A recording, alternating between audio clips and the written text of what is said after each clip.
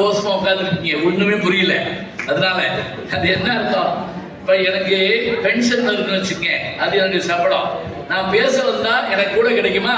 அப்ப உழைப்பின் மிகுதியால் வந்த பொருளை தக்காருக்கு சரியான நபர்களுக்கு நான் மகிழ்ச்சியோடு எடுத்தாங்க. சில பேர் கொடுக்குறப்ப சொல்லி கொடுத்துமே நீங்க வரக்கூடாது, சரியா? என் நம்பர் உங்களுக்கு எப்படி கிடைச்சு அப்படி கேட்கக்கூடாது. உவகை மேலிட்டால் தக்காருக்கு தருவதுதான் தானம். இது எழுது யாரு? பரிமேலன் எழுதுறாரு. சரி, முடிச்சிருவோம். நான் இப்ப டிஎஸ்பின்னு ஒரு படம் நடிச்சுட்டு இருந்தாங்க. அந்த படத்துல எங்கூட கதாநாயகியா நடிச்ச அந்த பொண்ணுக்கு தான் அப்பா நான் பழக்கப்படி அதுதான். அநேகமா தமிழ் படத்துல கூட ஒரு 10-15 ஆண்டுகளா வாரம் அப்பா ஆகிறது நான் தான். சின்ன திரையில அல்லது பெரிய திரையில ஏதாவது வந்துகிட்டே இருக்கும்.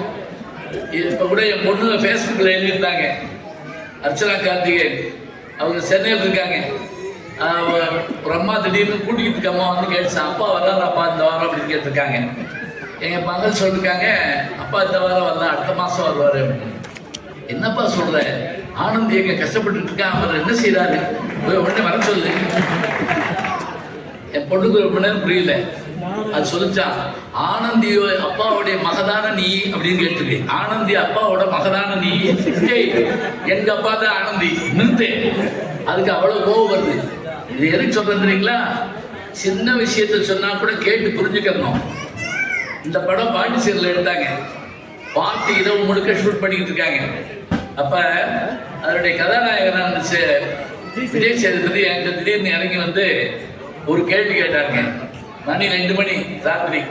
ஐயா, நான் இது வரைக்கும் கேட்காத திருக்குறள் சொல்லணும், எங்க சொல்லுங்க பார்ப்போம். கேட்காத திருக்குறள் நான் எழுதவா எப்படின்னு கேட்டேன். இல்ல, இங்க வடுக்காகிற முதல் எழுத்தெல்லாம் கற்ற நாளாய பயணங்கள் அப்படி சொல்லக்கூடாது, கேட்காத குரல் சொல்லுங்க அப்படின்னா. கேட்காத குரல் தானே சொல்றேன்.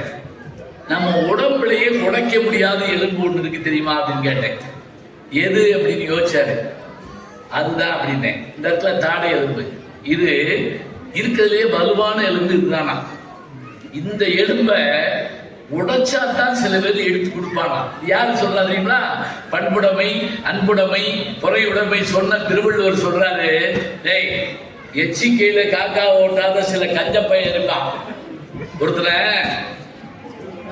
போய் இந்த ஏதாவது கேட்க போடணும்னு வச்சுக்கேன், அப்படியே அரண்டு போயிடுவானா.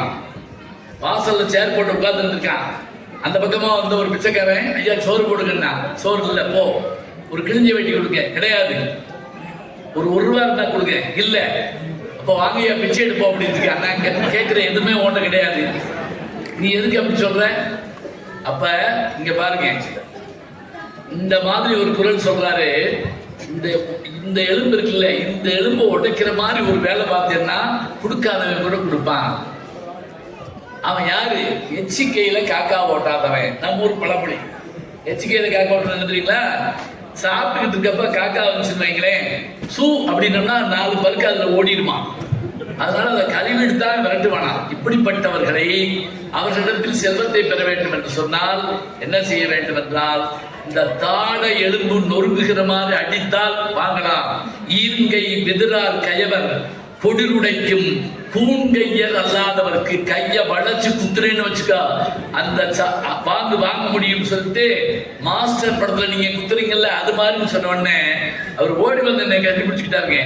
ராத்திரி 2 மணிக்கு ஒரு திரையுலக ஹீரோவுக்கு ஒரு செய்தியை சொல்றதுக்கு அவர் நடிச்ச படத்துல இருந்து நான் ஒரு எடுத்துக்காட்ட திருக்குறள் மூலமாக சொல்ல முடியும் சொன்னா, இந்த நூற்றாண்டு மட்டும் இல்லைங்க, எந்த நூற்றாண்டாக இருந்தாலும் நாம் குழந்தைகளுக்கு சொல்லலாம், பெரியவர்களுக்கு சொல்லலாம்.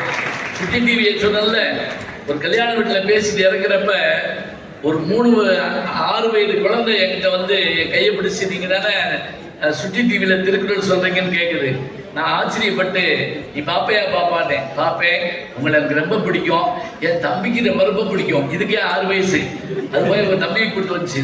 அவன் என்னை இறங்க பார்த்துட்டு, நீ நல்லா பேசுற அப்படின்னா, அவனே அன்னைக்கு தான் பேச ஆரம்பிச்சிருக்கான். அந்த குழந்தையும் தெரிந்து கொள்ளுமாறு என்னால் பேச முடியும் என்று சொன்னால் அதற்கான களத்தை தந்தது திருக்குறள் என்பதை மறந்துவிடக் கூடாது. இளைஞர்கள் சொல்லி வைங்க, எந்த செய்தி இருந்தாலும் சரி, மேனேஜ்மெண்ட் ஸ்டடீஸ் படிக்கணுமா, இதனால் இவன் முடிக்கும் என்றால் இந்த அதனை அவன் கண் விடல். இந்த செயலை இவனை கொண்டு இந்த கருவியால் செய்ய முடியும் என்பதை தீர்மானித்து விட்டால் போதும், அந்த காரியத்தை ஜெயிச்சிடலாம்.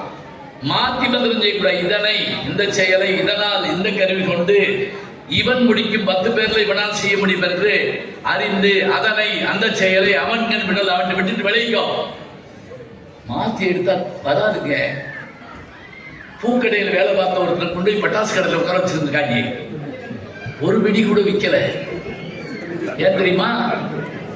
10 நிமிஷத்துக்கு தண்ணி தெளிச்சுக்கிட்டே இருந்திருக்கான். பழக்க தோஷம். இவனை மாத்தி உட்கார வச்சா என்ன இது பாருங்க. சொல்றாரு மந்திரியா, சொல்றாரு துணை எழுத்து நிறைய போட்டு எழுதணுமா, எழுதுவாரு. யாசாபா ராயிரம் நாகாக்க காவாக்கா சோகாப்பர் சொல்லிருக்கப்பட்டு 11 துணை எழுத்து. துணை எழுத்தே இல்லாம எழுதணுமா, எழுதுவாரு. கற்கா கசடர கற்பவை கற்றபின் நிற்காது. என்ன அர்த்தம்? டேய், படிச்சவனுக்கு எவன் துணை வேணும்டா, உன் காலே போதுண்டா, அவனுக்கு துணைக்கால் வேண்டாண்டா. இது அந்த திருக்குறள்ல வரக்கூடிய இன்னொரு வார்த்தை. இதெல்லாம் தெரிஞ்ச விஷயம் நீங்க நினைக்க வேண்டாங்க. தெரிந்ததாக இருந்தாலும் திரும்ப சொல்வதற்காகத்தான் நாம் மீண்டும் மீண்டும் படிக்கிறோம். காலையில் தான் சாப்பிட்டேன், மத்தியானம் ஏன் பசிக்குது கேட்கலாமா? இல்ல, பசி என்பது பிடி போன்றது. அதனால் நாம் திரும்ப திரும்ப திரும்ப படிக்க வேண்டும், கேட்க வேண்டும், பாட வேண்டும், ரசிக்க வேண்டும். திருக்குறள் விழா அதனை சாதித்து காட்டியிருக்கிறது. வாய்ப்பு கொடுத்தவர்களை வணங்கி விடைபெறுகிறேன். நன்றி, வணக்கம்.